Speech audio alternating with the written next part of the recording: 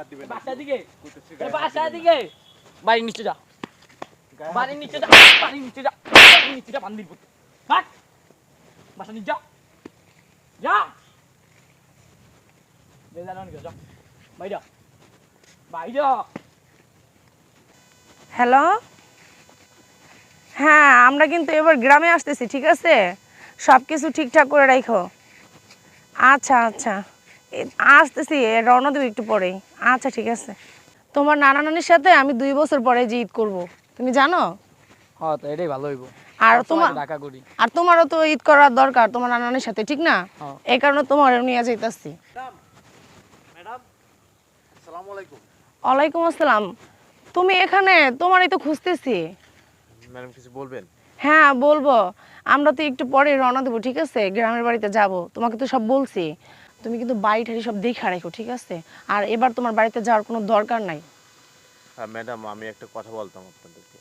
কি কথা বলবা? ম্যাডাম আপনারা তো জানেন যে আমার ছোট্ট একটা মেয়ে আছে হ্যাঁ এবং জানি। আমার বাবা মা আছে। হ্যাঁ গতবারও কিন্তু আপনারা কিন্তু আমাকে ছুটি দেন নাই, রোজার ঈদেও কিন্তু ছুটি দেন নাই, বাসায় যাইতে দেন নাই আপনারা।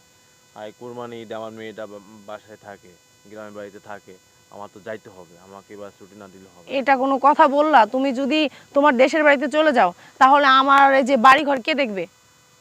মানে বাড়ি ঘর কে দেখবে? আপনি অন্য কোনো সিকিউরিটি নিলন, অন্য কত কোনো রাখছি কাজের কি লোক লেগে নেন। এই না না স্যার, আসলে একটা তুমি বোঝেন না কেন যে আমার তো গ্রামে তো যাইতে হবে। আমার তো আমরা আমার বাড়িতে যাবি ঈদের পরে যাবি তুমি ঈদের পরে যাবা, এখন আমরা ঠিক আছে গ্রামের যাওয়া বাড়িতে আছে। যাব, ঠিক তুমি আছে? এত বড় বাড়ি যদি কিছু চুরাইতে দিবি না ম্যাডাম, আমার এবার ছুটি দিতে হবে। না না, কোনো ছুটি টুটি নাই কা। আর ছুটি যে ছুটি তোরে দিমু তুই থাকবি কই? তোর দেশের বাড়ি না, আর আমরা কই যেতেছি তুই জানাস না আমরা গ্রামে যাবো।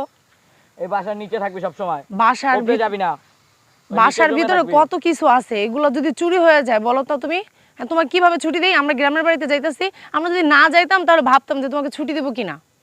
তাহলে ম্যাডাম আমি আর চাকরি করবো না, আমার চাকরি ছেড়ে চাকরি করবি না মানে কি রে? মারতেছেন কেন স্যার আপনি? চাকরি করবি না 2 মাস আগ করবি, যা 2 মাস পর তুই যাবি ভাগ। তুমি তো ভার বেয়াদব হয়ে গেছো, মুখে মুখে তর্ক করতেছো। আপনারা গায়ে হাত দিচ্ছেন কেন? যা 2 মাস পরে তো টাকা লয়ে যাবি, আর 2 মাস পর তুই যাইতে পারবি। 2 মাস আগ করবি। মানে আপনি বেতন দিবেন না?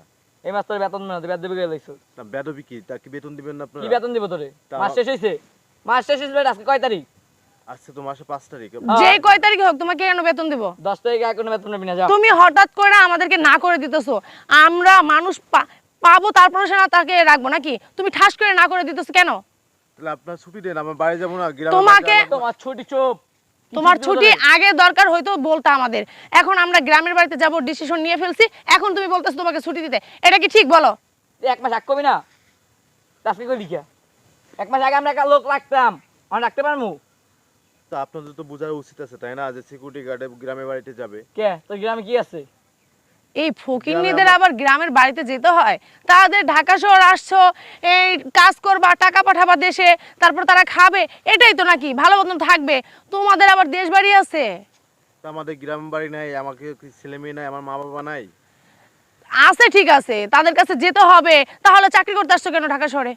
ম্যাডাম এত কথা আমার শুনতে পারতেছি না, আমি চাকরি করবো না। যা তো চাকরি করছিস রে বাক।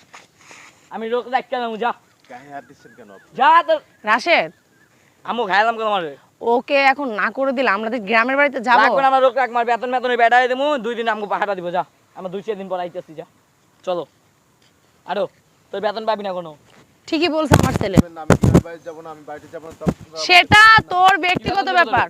ঈদের পরে তুই বেতন পাবি 10 তারিখে, যা। ঈদে পরে দেবেন কেন? আমার কি সংসার খরচ নাই? ঈদ কুরবানি ঈদের খরচ নাই? তো আপনারা দেখেন কাজ করছে, আপনারা আমার টাকা দিবেন না? মাস শেষ হওয়া লাগবে না? তো মাসে শেষই হয়েছে, আজকে মাসে 5 তারিখ, তো আপনারা আচ্ছা টাকা 5 দিবেন তারিখ না? আমি তোর বেতন দিন কোন সময়? 10 তারিখ, 10 তারিখ আবি। 10 তারিখ ঈদের সময় আপনারা দেন। তুই যাইতে হইস না? বেশি কথা তুই যাবি কা, যা। 2 মাস পরে আমাকে তো বেতন লই যাইস, আম্মা হও। তো এটা কোনো ব্যবহার? ম্যাডাম আপনি তো বোঝেন সবই, ও তো বুঝি না আমি, এই দেখছেন আমার- গায়ে হাত দিচ্ছে। কি বুঝি না আমি? আমার ছেলে আমার থেকে বেশি ভালো বুঝে। আপনি গায়ে হাত দিচ্ছেন কেন? কি করবো তোরে? কি করবো তোরে ক? রাশেদ- তোরে তুল তুল করমু? রাশেদ থাক, মারিস না। খামু। যা 2 মাস পরে বেতন লই যাইস। এই শোনো, এত কথা বলো না, ঠিক আছে? তুমি যে বাড়ি পাহারা দিও, আমরা গ্রামের বাড়ি যাইতেছি, আসলে তুমি তারপর তোমার বাড়িতে যাও। স্যার আপনাদের বেতন দেওয়া লাগবে না, আপনাদের বেতন দেওয়া লাগবে না, চাকরি করবো না। তুই যাইতে পারবি? গায়ে দেন, আপনি মোটে গায়ে দিন। ঈদের পরে যাবি তুই। দেখেন আপনার স্বভাব কি জানেন, কি? গরিব মানুষ মনে করেন না আপনারা, ঠিক আছে? গরিব মানুষ মনে করেন না, গরিব তো গরিবই, গরিব আবার মানুষ।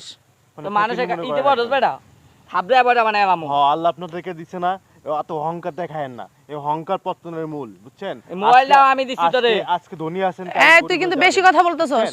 আজকে ধনী আছেন, এত কথা আজকে আমগুলো কথা কস এতবার কই যাদিস কে এতবার কই যাদি বাইছিস কই উচিত কথা বলছি না। চুপ! যান আপনাদের দে মোবাইল দে। যান। তোর মোবাইলে পাবি না যা কাল তক কথা কস দেখি কেমনে যাস তুই যা তোর গাড়ি ভাড়া পাবি কই তুই যাবি তুই তো 1 টাকাও দিব না আপনি ফোন দেন, তোর ফোনও দিব না ফোন রাখতেছেন কেন? তোর ফোন পাবি না তো যা ফোন তো আমার ছেলে কিনা দিছে তোমাকে।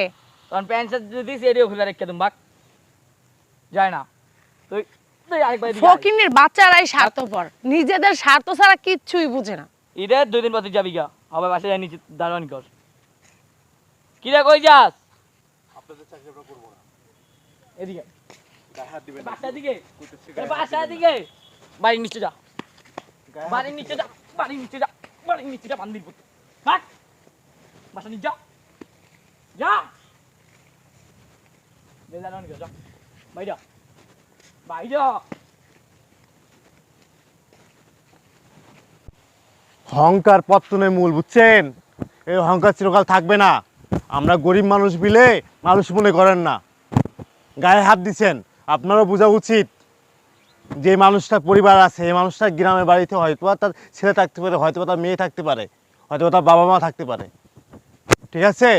গায়ে হাত দিচ্ছেন না। আল্লাহ তুমি এর বিচার করো, আল্লাহ তুমি এর বিচারটা করো আল্লাহ।